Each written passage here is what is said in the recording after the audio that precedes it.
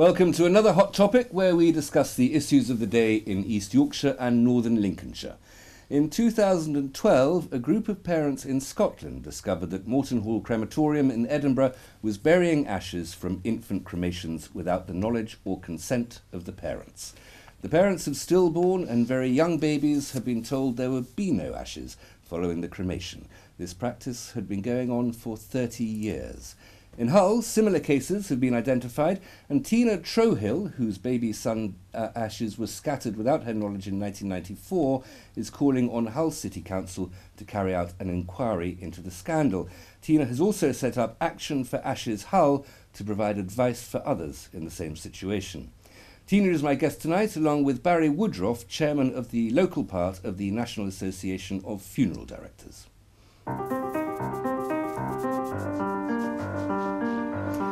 Welcome to Hot Topic. I'm Hugh Riches. We invited Hull City Council and the Hospital Trust onto the programme. Both declined our invitation, however. Hull City Council did release a statement. Trish Dalby, the corporate director at Hull City Council, said, "The Hospital Trust and ourselves have looked into the processes that are in place in relation to the arrangement of funerals and cremations of stillborn babies so that we can ensure, in as much as we are able to, that situations like this do not occur again in the future. We fully support the call for a national inquiry and the need for a consistency in all crematoria across the country. A committee reporting to ministers has now been established in Scotland. We believe that such a committee should also be established for England and Wales in order to learn from the inquiries that have already taken place, take new evidence and determine a code of practice for all. This would help to reassure bereaved families that no matter where their baby is cremated, there is a consistency in how the ashes are dealt with. At such a distressing time for families and on such a sensitive matter, people need confidence that their baby's ashes will be cared for in an appropriate way throughout the process." Tina, before we go on and we talk about the nature of these inquiries and the causes of these terrible confusions, may I ask you just to tell your story, what happened to you back in 1994? Yeah, I mean, obviously I was pregnant with my son William. It was a really straightforward pregnancy. There was absolutely no problems. And then I was 40 weeks pregnant and sort of felt reduced movement. And then I realised I wasn't feeling any movement. Went to the hospital, had a scan where they confirmed, sadly, William had died. Then obviously went on to give birth to William. I have to say the staff at the hospital were really, really good. They took pictures, we spent some time with him, we could cuddle him. And then the hospital asked if we wanted them to arrange his cremation. We chose to have him cremated. And we said yes, just because we didn't have a clue how to arrange a cremation for a baby anyway. We was told at that time by the hospital that there would be no ashes remaining after he'd been cremated, so we placed various things in his coffin. Obviously he was cremated. After the cremation I did go with my mum and we asked the staff at the crematorium if there would be some ashes to collect. They confirmed there would be no ashes, and we left things at that. We clearly believed what the professionals had told us at that time. We had no reason to doubt we wasn't being told the truth. And then it turns out that what they told you at the crematorium was untrue. Absolutely. His ashes were collected and were strewn. We found this out. My husband had heard a radio programme talking about the Morton Hall inquiry.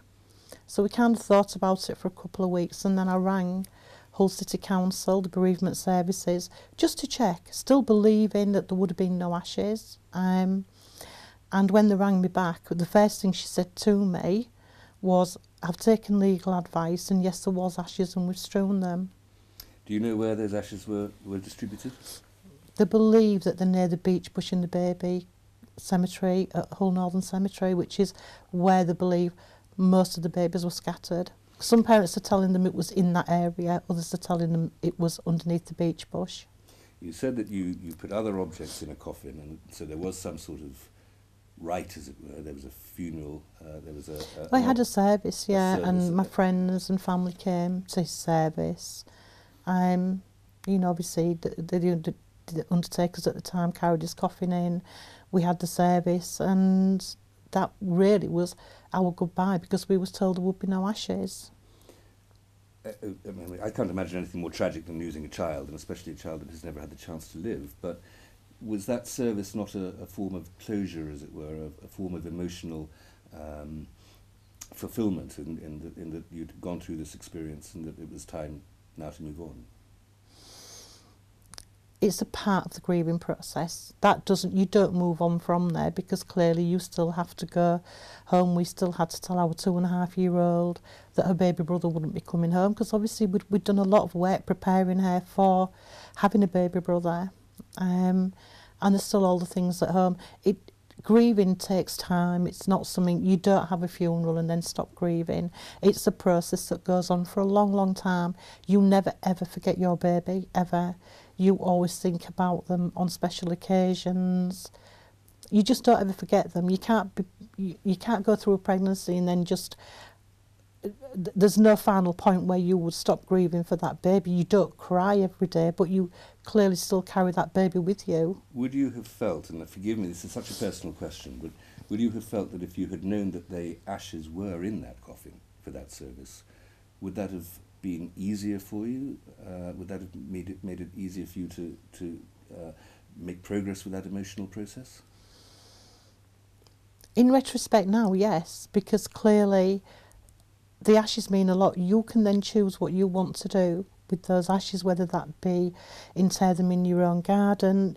It's about your choice was taken away, and that some stranger strewed my baby's ashes with no dignity. Barry, terrible story. What is the proper procedure? The procedure in this case... What is supposed to happen? It's supposed to happen is obviously the funeral director would be involved with arranging obviously the service at the hospital chapel, or whether it be at the church, or whether it be at the crematorium. At each stage, the family are kept informed of things and how they proceed. They sign documentation. I do understand, obviously, from what Tina's been saying, and going back to, what was it, 94, Tina? Mm-hmm. I think a lot of things have changed. And at the time, it would have been a case of possibly the funeral director was working under the instruction of the hospital and the council on what they deemed must be done. In this case now, and how it operates in North East Lincolnshire and south of the Humber, is basically you have to sign a form. There is documentation. The parents have to sign the parents sign a form agreeing to the application of what they call an application for cremation. They also sign a form, or I personally make them sign a form to say that if there is any ashes, what they want to do with them. It's an instruction. So whether they're scattered at the crematorium or they're collected by the funeral director and retained for the family to come and collect. That's the way it should be done. So we're looking at a historical situation here, but do you feel confident that this could never happen again? It shouldn't happen again. It shouldn't have happened before. However, the hospital authorities, the councils at the time, and it has occurred across the country in lots of areas. Well, Scotland, Shrewsbury is very much a case of even round here. Things that should have been in place were not in place, or things that they should have been operating to and working to were not in place. And now that has changed. Since all these things have come out, it's been changed as long as I've been in the profession, which is nearly 17 years. There's been a lot of changes. However, if you sort of look at it, a lot of these things were in place, but they weren't implemented and they weren't enforced. Tina, Action for Ashes, the organisation you've set up in Hull, it was founded originally in Shrewsbury, I think. Yeah, the parent in similar circumstances. Group, we'll talk about that a little later. But it suggests to me that this is a problem that isn't limited to 1 or 2 or 3 parts of the country, that it's a little bit more widespread. It's all over the country. I mean, the support group now, which is on Facebook, has over 270 members, and I've sort of been helping parents from far afield, St Austell, Dewsbury, Bristol, Blackpool. We'll talk more specifically about Hull and about Lincolnshire, and I think Boston as well we'll come to. But we must stop there, forgive me.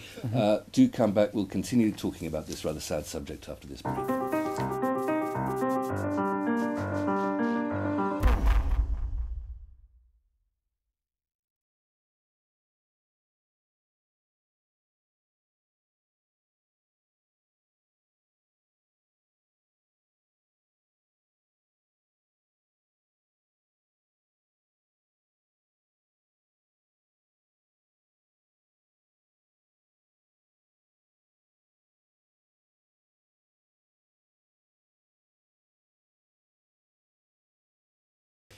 Welcome back. Still with me in the studio are my guests Tina Trohill and Barry Woodruff, discussing the disposal of the ashes of stillborn and very young babies. Tina, you were just saying that this problem was first became a national story in Scotland. The organisation that you've set up originally has its roots in Hull. Just tell me a little bit about what your organisation is trying to do. Basically, we help parents obtain information. Normally, a parent will get in contact. They usually say, well, with whatever the issue is, normally it's around they didn't get their ashes back or they don't know where the baby was interred.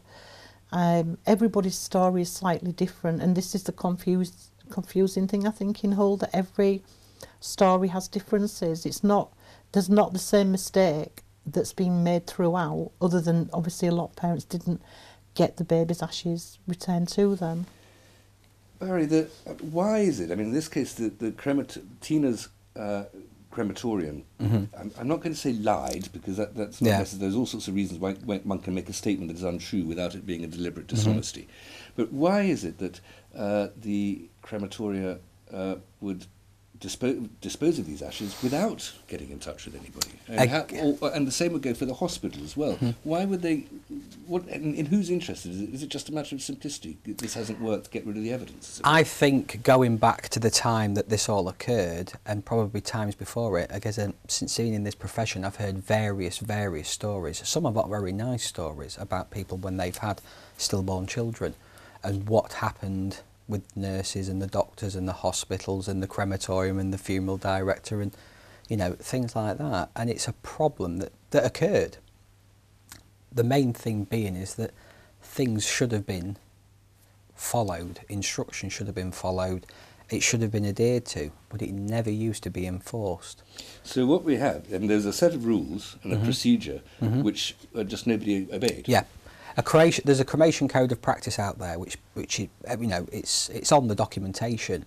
Whether it used to be on that documentation in 1990s, 1980s, anywhere like that, we don't know. But there's always been a crematorium code of practice. This should be adhered to, and it should sort of state all there on various facts of what's involved in the cremation process, how it's operated, how things are done. I'm going to call on you as an expert witness here, and if this is outside your expertise, then please do say. But I mean, there is an idea that on the cremation of, I presume, stillborn embryos, fetuses, as it were, rather than and maybe very, very young babies, that the cremation process is so fierce that there are no ashes. That the remains, the merely mortal remains, of course, are vaporized in effect. Yeah. Is that the case? I mean, is that the science of it? I think the science of it is that the remains are gone. What people are possibly getting is the remains of the casket or the coffin that the child was placed in. Sorry, can I intervene there? Yeah. I would say that nobody has the right to differentiate between whether it's a coffin or whether it's a baby. That, for one thing, it doesn't matter to a parent, whatever you get back. Yeah. You may well say you might think it's a coffin, but there's been scientific research now that will say from a baby 17 weeks gestation, because I don't like the word fetus, from a baby of 17 weeks gestation, if they're cremated properly, if the air turbulence is turned down, if they're not put directly over the frame, if they're put in the baby tray, if they're put nearer the door where the heat is less, if they're cremated first thing of the morning, there would be ashes. Even to, I mean, at Hull Crematorium, they kindly did explain the process to us, and they said the baby would be like a little sparrow. They even use a mortar and pestle to break down any bones, so the parent will get something back. So I think really to be saying it may only be the coffin, it's kind of it's going to be hard for any parent that's been through I'm sort of playing devil's advocate. I mean, I'm sort of saying, in my opinion, not the other opinion of people. And as I say, I can't understand what you've obviously been through. But that's my view on it, because obviously a child, whether it be sort of stillborn or what do you say, fetus, you refer to it as? No, just an early gestational baby. Yeah, which used to be termed as different things, such as products of conception and things like Non-viable that. fetus. Well, yeah. And some horrible terms. Yeah, some horrible terms. We're all products of conception. Yeah. But yes, I mean, the dreadful amount of euphemism goes on here. But it's the tissues and things like that. But as I said to you before, there is, and I know I did see a bit of the paper and a bit of the report by the professor from Hull. James Dunlop. Yeah. But it's, you know, it's. Well, I mean, I don't want to stay on this nitty-gritty for too much longer, but Yeah. there is also the matter of multiple babies being cremated in the same in one go, Yes. and possibly even in one tray, as it were. If that's the case, then again, can one be sure of getting the ashes of one's own child? Oh no, you wouldn't. In that situation in Hull, where they do multiple cremations of babies that are born very early, probably from 14 weeks, the parents are told it will be a joint cremation. In Hull, the only issue that we've got with that is parents are not always being told where the ashes will be scattered, and again, it's about that closure for parents. They tell me that they're changing that now, and Jan Keynes, in a couple of letters to parents that I've seen, is saying she's speaking to the staff now to make sure that they do. Yeah. And the memorial services, parents are not being invited always to the memorial service, which is very important for a parent. Why would the parents not be invited to the memorial service? I don't know. I can't answer that. I can only say what parents are telling me. Yeah. Sorry, but to Barry again, expert witness, but There- presumably there must be a when rule that they says do the that- multiple cremations over here, the families, from the point of it being done, should be given an option which basically says this is what's involved. If they choose to go down the path of doing a separate cremation at the council, which they're quite entitled to do, anyone is to do, it does get a bit tricky, because at the moment, in the eyes of the law, the documentation, it's not classed as anything, because, like you've said before, if it's before a certain time. But if they're given the option and they book a separate time at that crematorium, which they are entitled to do, then they will be notified, certainly in Grimsby at the crematorium, of the day and the time of the service. Did they want to be present? Because sometimes they will do the service in the hospital chapel with the chaplain, or they may even do the service at the crematorium. But they are notified after the service.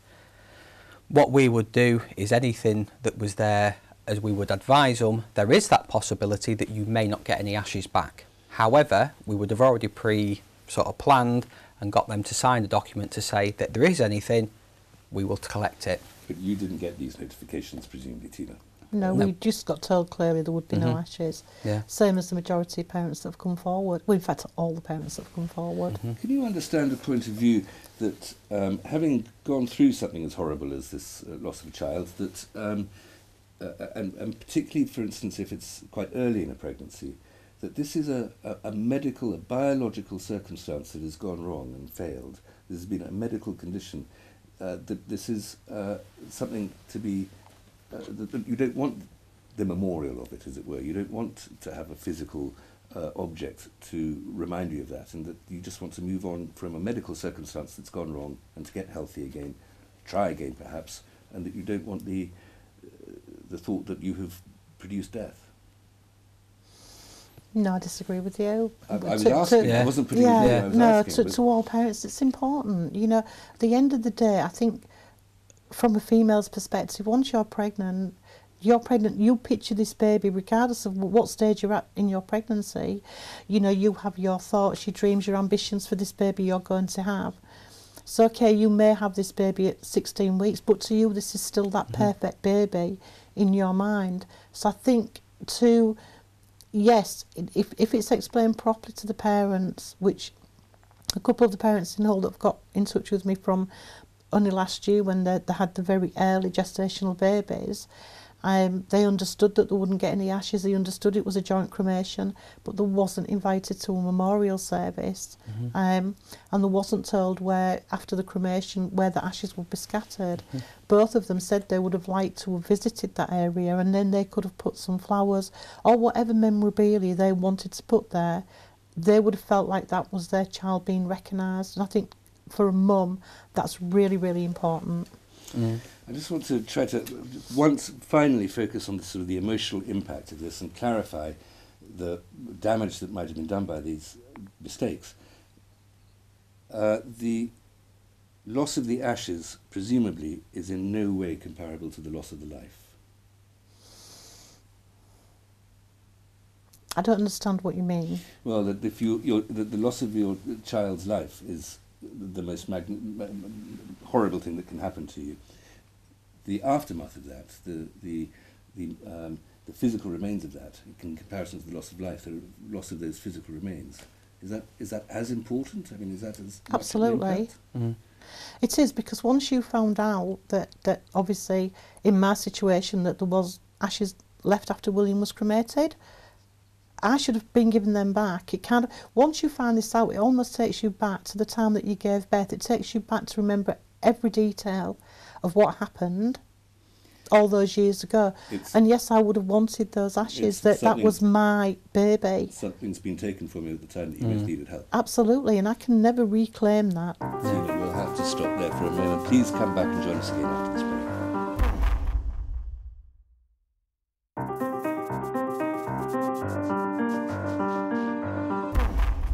I'm still with Barry Woodruff from the National Association of Funeral Directors and Tina Trohill here calling on Hull City Council to launch an inquiry into the baby ashes scandal.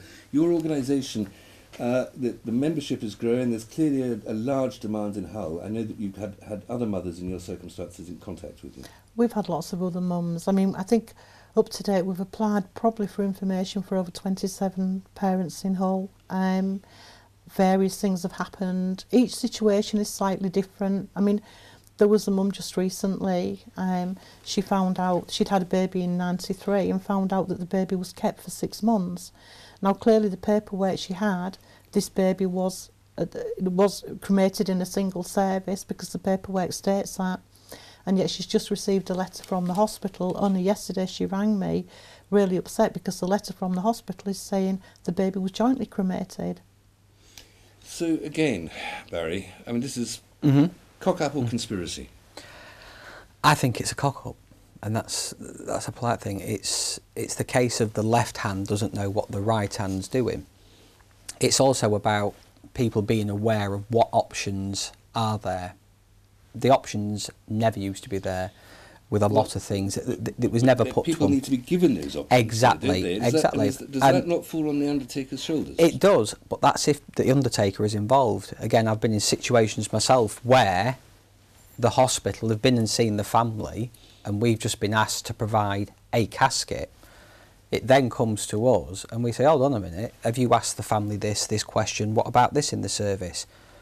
Our company, as a sort of personal example, we stay with the family from start to finish.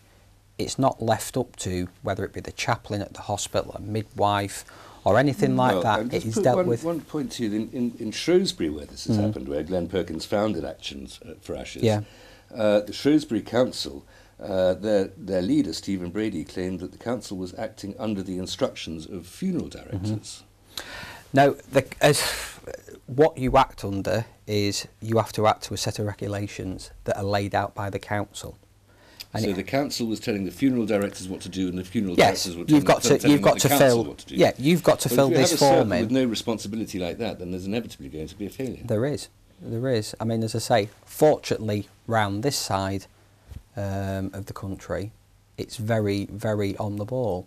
However, since being in the job, I have heard the stories, but what we like to say is the funeral director follows it from start to finish.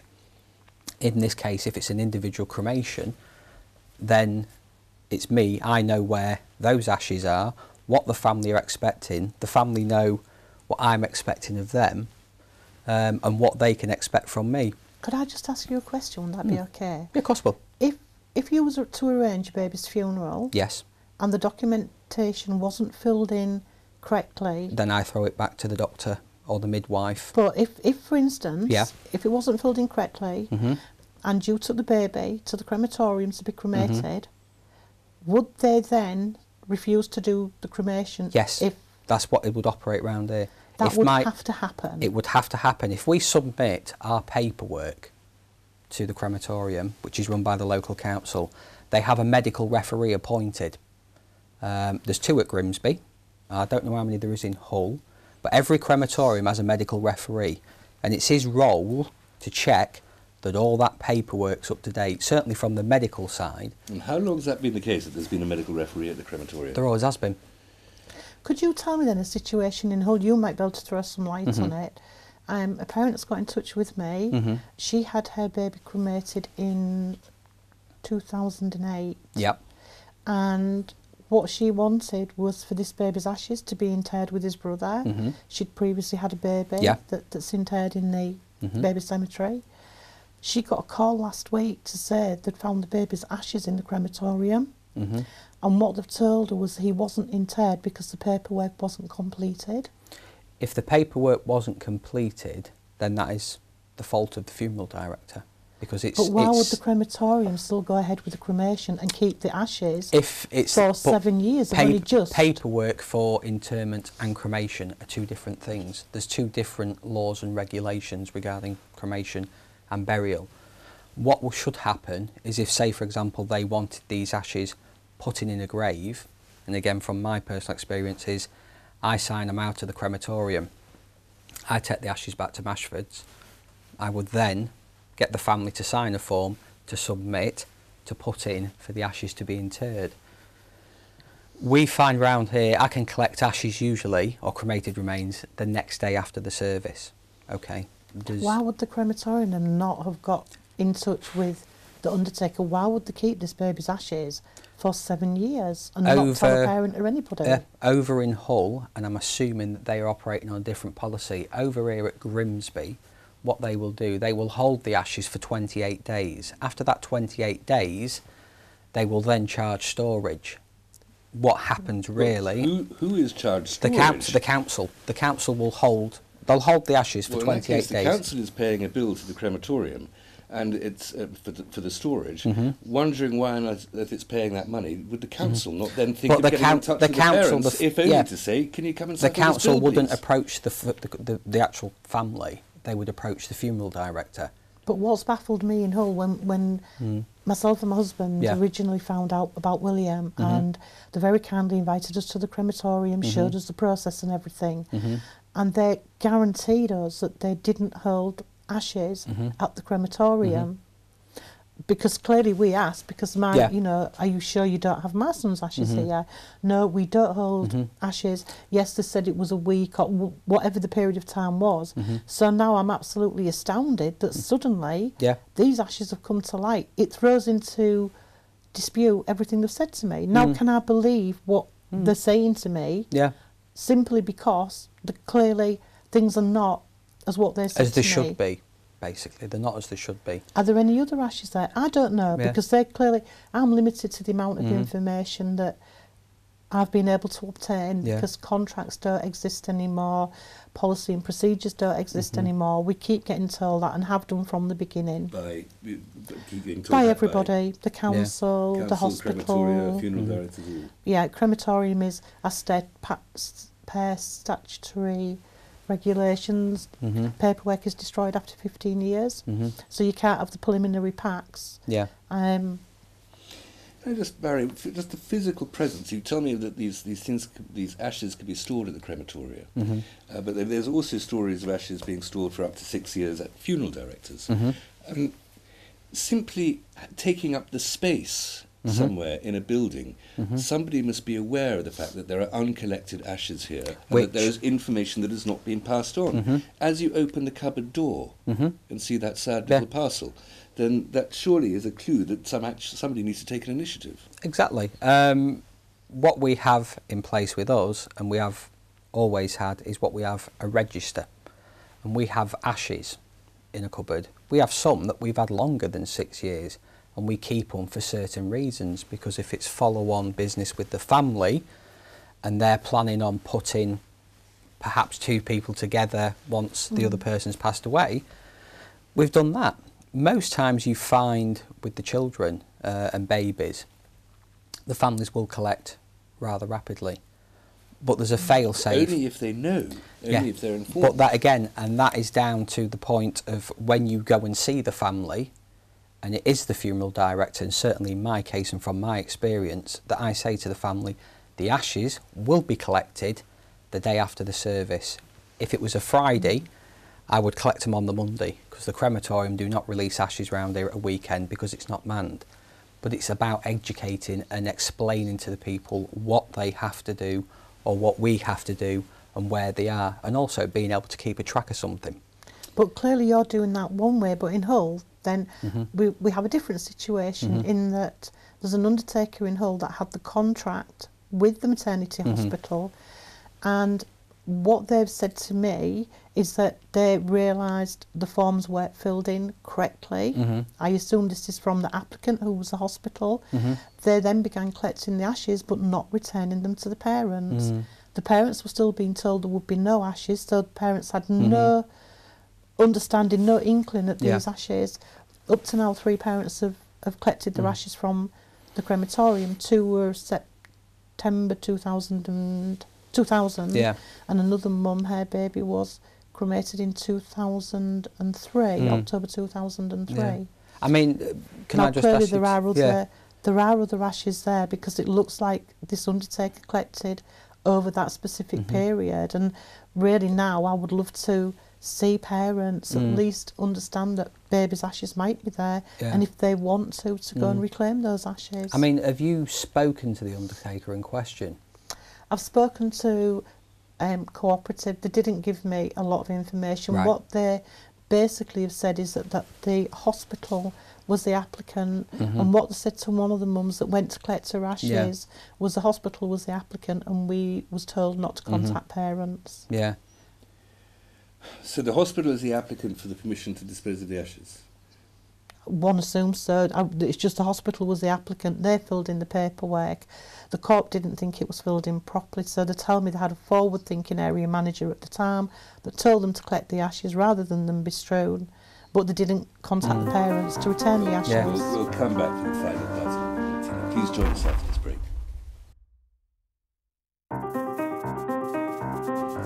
Welcome back to the final part of this week's Hot Topic. We've been discussing the baby ashes issue in Hull and a call for a council inquiry, which we'll come on to. My guests are Tina Trohill and Barry Woodruff. Barry, just again a vulgar matter really, the matter of money on this, in these occasions. Who pays for the baby's funerals or the baby's There is no charge. There is no charge for a baby's cremation. Well, there's got to be a cost to the actual process of cremation. Who meets that cost? That is met by the local authority. They relinquish the charges, same as any funeral director does. A child under 16, whether it be baby, stillborn, there is no charge. Tina, when your Action for Ashes organisation has been going for some time now, you've been making these inquiries. How cooperative have the local health authorities and the local council been? We met with the health authority, with the head of midwifery, and it was quite a pleasant meeting. We wanted to, I took offence at something that had been written down that I hadn't particularly said. So we met with Pals and the head of midwifery, and she offered to give us a memory box, which was really nice of her.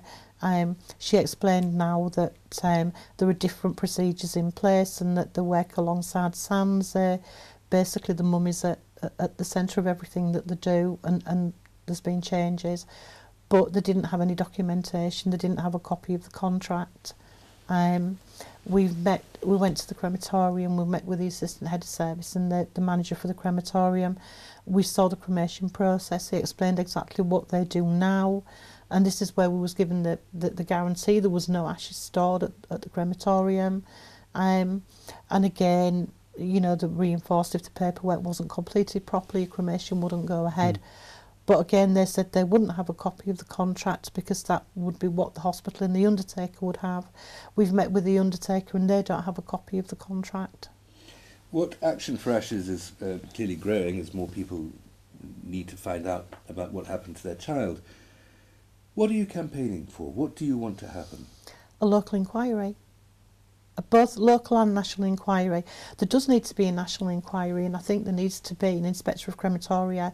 Not many people know that there isn't an inspector of crematoria in England. Scotland, on the back of their inquiry, is now actually employed an inspector of crematoria.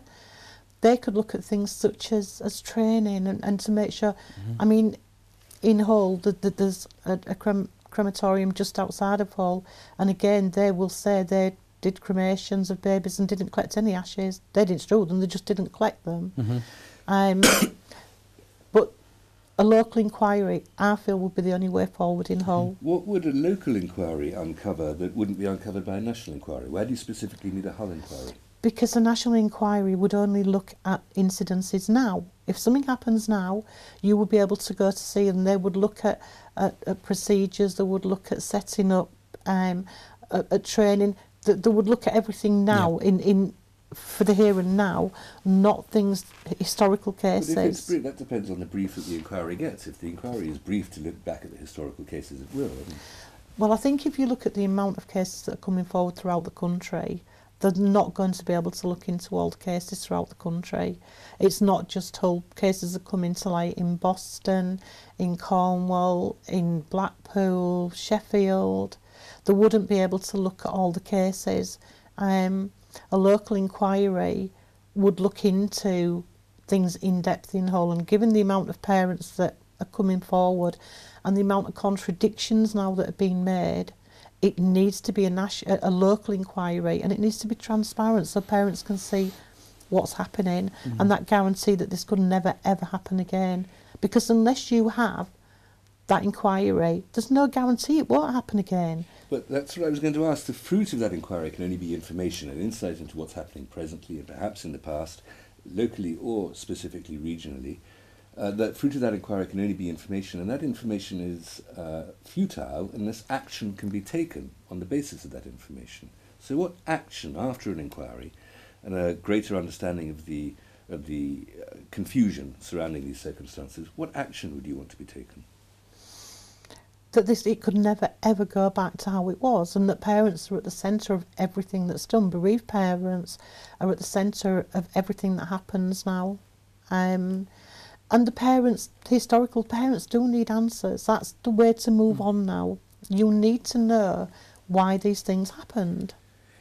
Barry, if there were to be an inspectorate of crematoria, is there not a risk that that's just adding one more layer of bureaucracy, authority, another party? We've got too many health authorities, councils and hospitals and crematoria and funeral directors, and it's somewhere in that circle there is a failure of responsibility. If you just throw another card into that pack, isn't that just a risk of there being I think confusion? it would have to be done by obviously an outside agency from the government.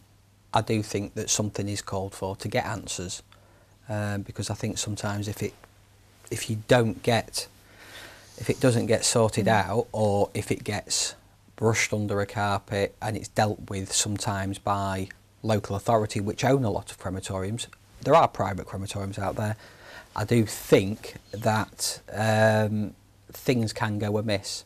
Things can be sort of brushed under the carpet, put to one side and passed off. I'm a firm believer, and I totally agree with Tina on this, that I do think there should be an inquiry, whether it be local or national, but it needs to be done so that fail-safes can be put in place. And the inspector will be employed by the government. It's the government that actually employs the inspector. Glenn Perkins has asked for this inquiry specifically from Caroline Dinage, who is a junior minister at the Department of Justice. Would you suggest that there should be some sort of, if not criminal, then some sort of penalty for those who have failed you? I don't want to see that. I just want things to be different, and the reassurance it will never happen again. And I would love for somebody to say, this is what went wrong, this is why it happened. That's all. I'm not on a witch hunt, but I want to make sure it doesn't happen anymore. That to me is really important, and I can do that in William's name. It's the one thing I've got some power to try and keep pursuing and to help other parents. How confident are you in the future? I'm just hoping I mean, the council has already changed the forms. So parents have to now sign the forms in whole. That was done a few months ago after I'd met with Carol Andanage, the Justice Minister, and the forms were changed. So that is one change. In the letters that the head of midwifery is sending out, she's saying that she's speaking to the nurses, that parents will be invited to the memorial service. She'll ensure that that happens. Hopefully the information will be passed on to bereaved parents that yes, it will be joint cremation, but the baby's ashes will be scattered, and to tell them where the ashes will be scattered. That's so important. These changes are important, so if I can keep going and help make sure these changes happen, then all of this is worthwhile.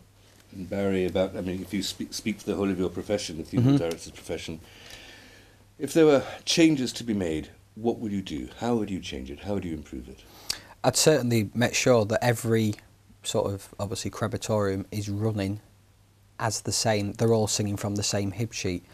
Educating, obviously, people in the hospital, midwives, head of midwiferys, different departments, whether they be chaplaincy, and obviously more education for them, really. There's a slightly associated issue. The Human Tissues Authority has introduced this idea of what it calls sensitive incineration, which is effectively disposal of medical waste in the same way that any other sort of tissue parts would be disposed of. Dan Poulter, who's the Minister in the Health Department in England and Wales, says this should be ceased, this should be stopped, because of course that produces no ashes at all either. And yet, how confident, and it's already banned in Scotland, how confident are we that that practice isn't going to happen? Barry, I suppose this is a question for you. I wouldn't like to say. I really couldn't answer that question. But why on earth would anybody in a hospital make that mistake? I mean, if there's, there can be a distinction, I suppose, in very early pregnancy between a fertilised, a zygote, as it were, which shouldn't be disposed of in that way, and just bloody matter, I suppose. I mean, is that just a medical error that occurs sometimes in the judgment in an operating theatre? Yeah, it can be classed as that. There could be lots of reasons behind it. It's just about people knowing, and sort of knowing what's out there, knowing what they can and what they can't do. But it's about everyone knowing what everyone else should be doing. Education. I think, well, and this is a final note that you wanted to make, Tina. I think, does that seem like a happy future to you? Yes, yeah. Okay. I mean, it's about the word sensitive, isn't it? What does sensitive disposal mean? Well, there's an awful lot of playing with words, it seems, and euphemisms about death, I'm afraid. Anyway, thank you both very much for coming in. I hope that there's some clarity there. That's it for tonight's Hot Topic. My thanks to my guests, Tina Trohill and Barry Woodroffe. Join me in the Reason Debate, please, on Twitter using the hashtag Hot Topic. Email your views to hottopic@estri.tv. Until next time, good night.